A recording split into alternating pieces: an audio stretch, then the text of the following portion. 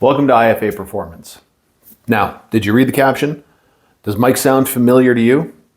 Are you also one of those busy professionals that spends all their time and energy on everything and everyone else, but forgets to leave something in the tank for themselves?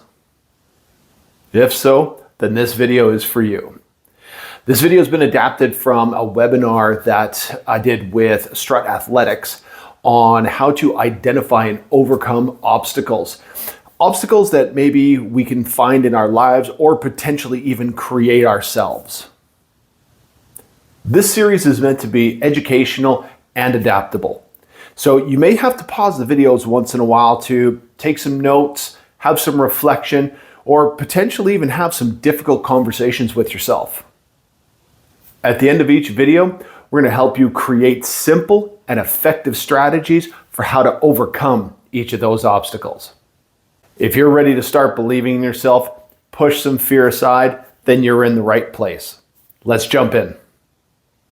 I want to take a minute to start this conversation by just giving you a bit of background about us. Amanda's a 500-hour registered yoga teacher, certified personal trainer, and behavior change specialist, where she has an amazing gift for developing yoga classes and client sessions for a variety of people, and yet still being able to adapt the class or the session to meet the individual needs of everyone there. It's an amazing gift, and it's a real treat to be able to experience, or even in my case, to be able to observe. For myself, I'm a certified strength and conditioning coach, certified trainer. I'm a 200-hour registered yoga teacher and certified nutrition coach. Over the years, I've really taken the time to develop my skills to focus on what I call movement performance.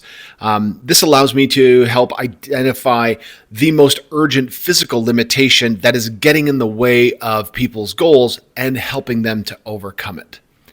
Between the two of us, we have about 32 years of experience in the fitness, yoga, education, and coaching space, where we've worked with hundreds of clients and students. Over that time, we've helped a variety of people: parents and professionals, coach potatoes, athletes, busy bees and grandparents, and we've helped them to navigate their health and fitness goals by finding solutions to the difficult task of incorporating new positive habits into a complex life. While we're based out of Edmonton, Alberta, we work with a variety of people in person and virtually from across the country. This is going to be an interactive series with spots for reflection and action items for you to complete. So don't think you're just going to be able to sit and observe.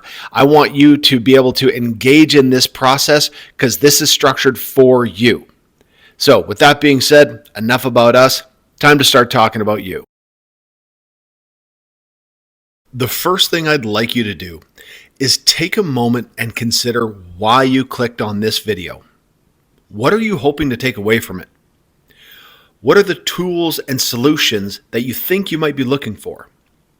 So what I'd love you to do is pause the video here, grab a notebook, grab a pen or a pencil, and come back to the video once you've wrote down at least 3 things that you're hoping to take away from this series. If you're struggling and there isn't 3, there's just 1, then just write down 1. So pause the video now. All right, welcome back. I hope the questions that you thought of, the ideas that you're exploring, the solutions that you're looking for are meaningful to you, and this will be the start of something amazing. So as far as learning objectives go, there are a few things that we're aiming for from these videos. What we hope is to help you identify self-limiting beliefs and actions, right? What are the roadblocks that we are unknowingly putting in our own way? It's my genuine hope that you're able to objectively look at some of your thoughts and behaviors around health and fitness to allow yourself the opportunity to recognize that you may have a lot more control over your challenges and obstacles than you may have initially thought. We're going to wade into some challenging topics around behavior change, right? Expectations of health and fitness and ourselves, the information overload we can experience every day, right? Those might kind of look like distractions and responsibilities, social media, jobs, family, things like that. And we're also going to explore personal accountability and the unintentional or possibly intentional area of self-sabotage. So for each topic, we will discuss common challenges that you may have experienced. We're going to look to identify solutions and actionable steps for you to take. So everything that we discuss is going to have not only just a conversation and ideas, but we're going to provide you with some actionable steps for you to take. At the end of the day, we want you to take that action right now to help you improve your health and fitness. All right, here we go. Obstacle number 1. No schedule, no plan, no bueno. So, can everyone hear their high school teacher now in the back of their head? That not having a plan is a plan to fail. Right? It's so annoying because now here we are as adults and they were right. There can be a few reasons how this can be an obstacle. Not having a plan, how not having a plan can be an obstacle. While scheduling our workouts and meals allow us to be organized, scheduling it makes it real, and that can be a fear response for some of us. It can handcuff us and give us the feeling that we can't be flexible if other tasks or responsibilities come up. Or if, we had a hard day, maybe energy is low, and we just don't want to.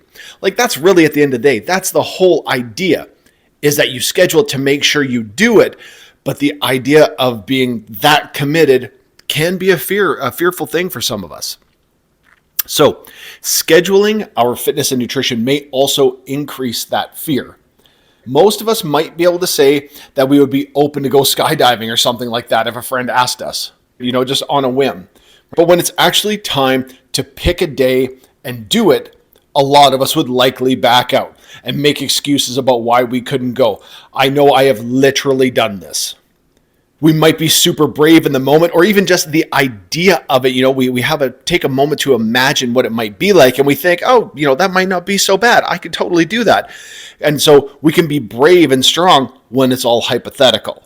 But when it's time to put in the sweat equity, we can start to have questions, and our drives and internal strength might come down, and then we just naturally settle back into our comforts. So, the accountability associated with scheduling may also have underlying tones of fear and disappointment. Where might that disappointment be coming from? It could be disappointing someone else, like a friend or a coach, or it might be disappointing yourself. Maybe there's that internal monologue of, what if I let myself down again? What if I can't do it? What if I embarrass myself? People are going to laugh at me. This can be a long, deep rabbit hole. And these are all genuine thoughts and feelings that you're allowed to have. However, perhaps we can find some solutions and perspectives to create some positive feelings. Or we could even look at it very objectively and ask ourselves, what evidence do I have for those feelings and thoughts to be true? Right? What evidence do I have that the people in this gym at that time are laughing at me? It might not always be that simple, but it might be something to explore. Now, regardless of the simplicity or difficulty of the task, it can be a very honest and humbling place to start. Let's say we have gotten past the scheduling challenge and we followed through with it. We're at the gym. We're at the grocery store. We're doing the things that we wanted to do. Now what? The great news is that in the beginning, anything positive works. Anything that's different from what you've been doing is going to be a win. So at the gym, even if you show up, hop on the treadmill and go for a walk for 20 minutes. Ride the elliptical, ride the bike. Get on any of the pieces of equipment in the gym and just do some reps. You're going to win. At the grocery store, you don't have a list. Go into the fruits and vegetables. Go get any fruits and vegetables you like. Go get some proteins. Anything like that is going to be good. Now, one thing that I will say is that when you go to the grocery store, if you don't have a list, you don't have a plan, rule number one, stay out of the aisles. That's where all the super processed food is. And while they're super delicious and tasty, or can be, that's where Danger Town is. Let's stay to the perimeter of the grocery store. That's where we're going to find a lot of our fruits, vegetables, lean proteins, things like that. If you have to go down the aisles, rice, oats, tuna, nuts and seeds, things like that, all that down the aisles is okay. I understand that I'm painting with a pretty broad brush here because it's, like I said, it's a place to start. So let's get more specific. So here's an example of a typical day for me. From 5 to 5:30, that's where I'm getting up, I'm getting dressed, coffee with some more coffee with some coffee on it, right? Even though Huberman might say, take 2 hours before you have your first cup of coffee, that's my first half hour is I'm getting everything together. And then from 5:30 to 7, I'm in my gym and I go and do my training session. My next scheduled task is breakfast. So from 9 to 9:30, I'm taking time to have a sit down and cook for my breakfast that day. Now, this day in particular, I was seeing 4 clients at 11, 1, 2, and 4. Dinner is scheduled for 5:30 to 6, and then always quality time from 7 till 8 p.m. These are all things that I know I'm going to do with this day. Now I can find where I have time to do stuff like grocery shopping, do my admin work, programming, things like that. Maybe go meet up with a friend, or if it wasn't already in there, get my workout in. Okay. Now, one thing to consider, especially at the start, is that things rarely go to plan. So give yourself some extra time. Notice that my workout is scheduled for 90 minutes. I don't train for 90 minutes. Usually I'm in and out in about an hour, but during that time, maybe emails come in, messages come in, or my knee's bugging me, or at this point in time right now, my ankle, my Achilles, and there's something that sidetracks me that I need to address. So I'm usually done within that hour, but I have some grace time in there for when things come up. Now, we also want to give ourselves some extra time for our daily activities and for your goals. So for example, if you want to lose 20 pounds in 10 weeks, but if you have the time, give yourself 20 weeks. It's a lot easier to lose a pound a week than 2 pounds a week. And again, losing a pound a week or 2 pounds a week does not sound like much, but it really is. 1 pound to 2 pounds a week is our sweet spot. That's where we want to be. If we are losing more than that, we're probably making too drastic of changes and they're not sustainable.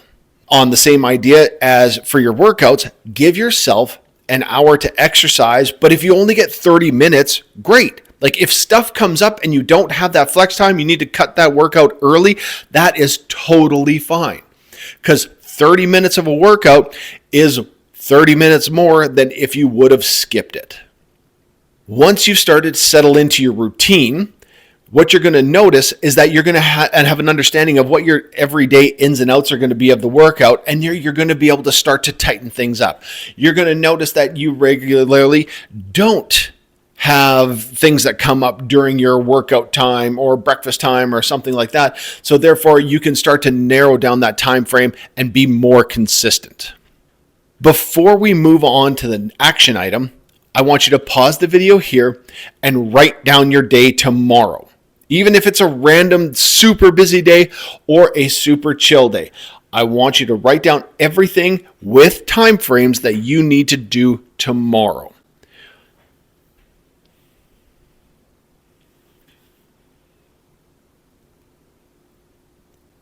As I mentioned, I want you to be specific with this.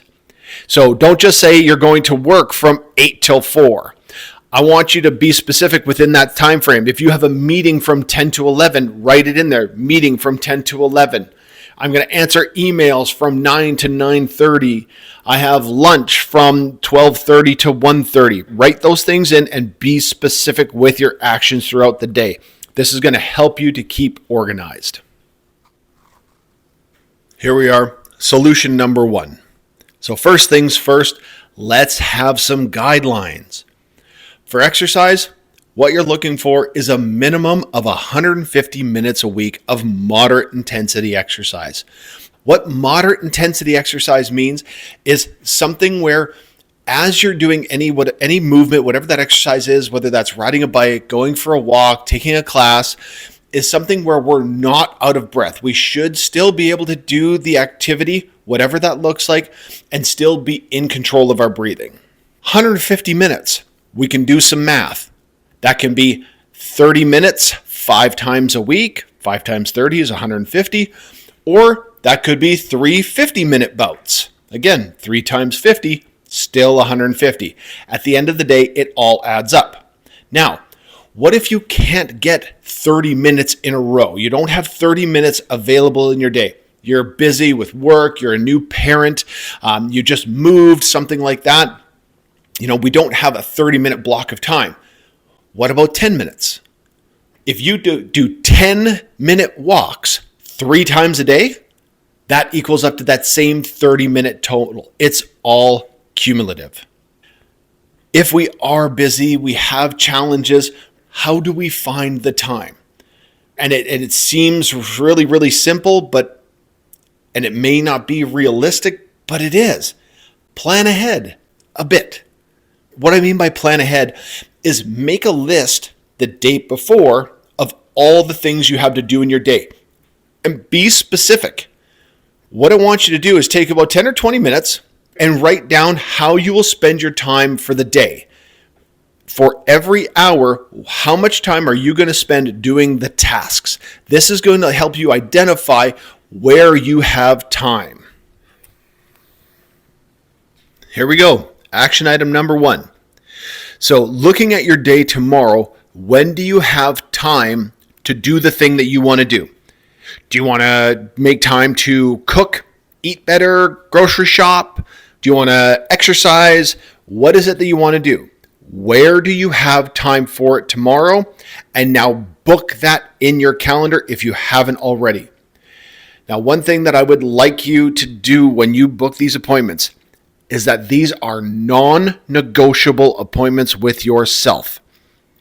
So when you book this time, let's say you're going to make time for yourself from 3 till 4 p.m. tomorrow, and you get a text message later and your friend wants to meet for lunch at 3 o'clock. That means the response is, I'm sorry, I have an appointment that time.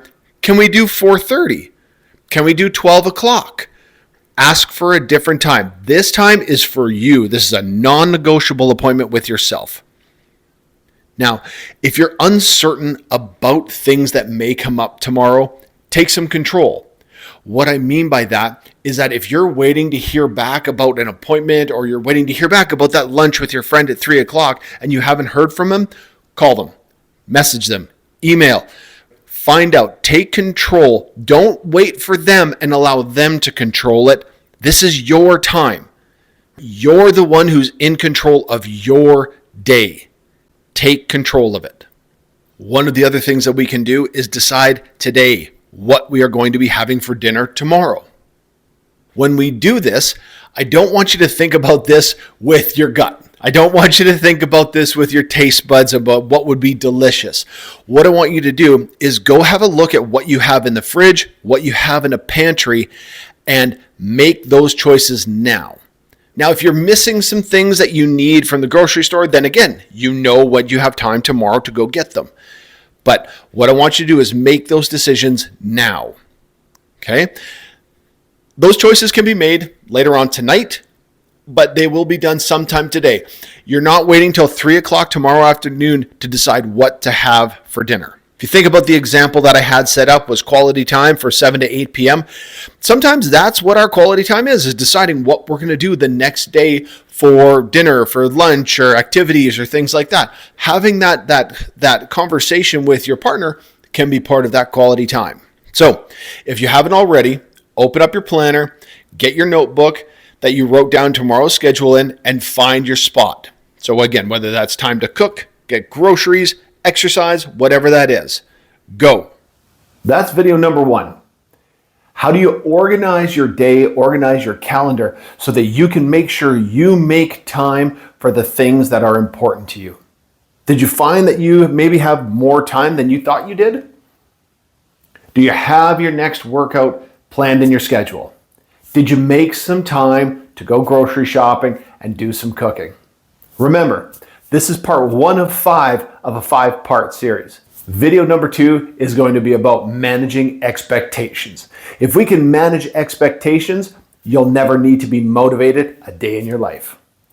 I can't wait to hear about this. Thank you so much for joining us today. Make sure you like and subscribe, and keep an eye out for part 2 coming soon.